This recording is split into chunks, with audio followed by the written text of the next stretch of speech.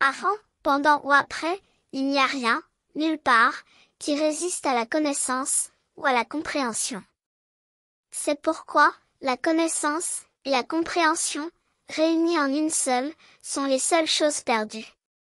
C'est de cela, que traite le livre ouvert ou perdu des rares et des fous. Ceux qui arrivent, ne sont pas accueillis. Ceux qui arrivent, méritent d'arriver. Ils ne cherchent pas à être accueillis. Ils ne prononcent pas « je ne sais rien ». C'est déjà stupide. Ils ont vu l'inscription sur le mur et sont entrés dans, entrée ouverte au palais fermé du roi. Ils ont violé. Ils ont transgressé. Les rares et les fous, sont les élus pour transporter les bornes qui donnent des orientations au pas des êtres en manifestation, dans un environnement rempli d'apparence. La spécialité de ces êtres, vient de l'art de questionner, qui distribue des idées entre des projets, concrétisés ou non.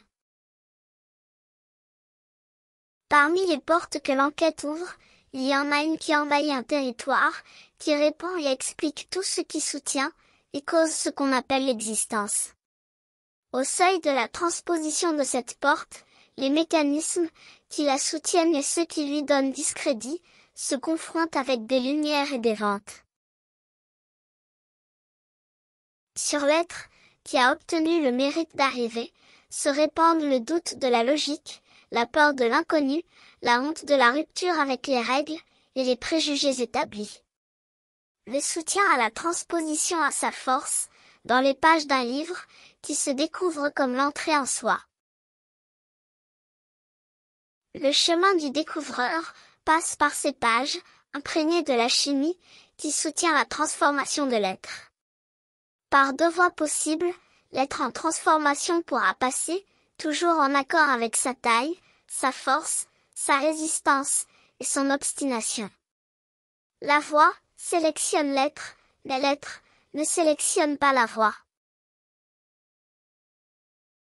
Le texte qui se déroule parle à des êtres pas encore rassasiés, car, vu avec les yeux qui soutiennent les règles du monde civilisé, il semble confronter tout et n'importe quel concept. L'entrée que le texte découvre, ouvre le plan des idées, et les discute avec respect, sans laisser de côté les points et les contrepoints. Pour les rares et les fous, les idées qui diffèrent de la norme qui soutient et maintient le cycle social, sont plus satisfaisantes. Le livre soutient le texte, et le texte veut lui être fidèle, en poids et mesure, en se déroulant, en conduisant la formule, et en la distribuant selon l'orientation originale. Ce qui est curieux, c'est que le livre est le moins rare de tous, mais sa lecture est réservée aux rares et aux fous, ou au moment de rareté et de folie de chaque être.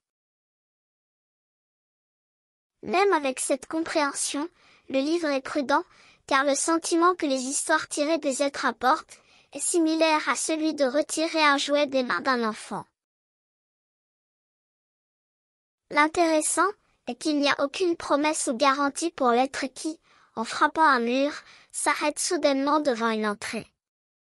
Le dilemme est d'entrer ou non, car il ne sait pas encore que, outre cet être, et rester cet être sur place. Une autre chose intéressante est que tous, à un moment ou à un autre, sont les porte-paroles du livre, mais c'est le livre qui les soutient, car il soutient l'être, même chez ceux qui ne le sont pas encore. L'objectif est de ne jamais être un obstacle au bien, à l'amour, à la sagesse, à la connaissance et à la conscience, car personne ne sera choisi, maître, sauveur, et ne sera même pas placé comme supérieur à qui ou quoi que ce soit.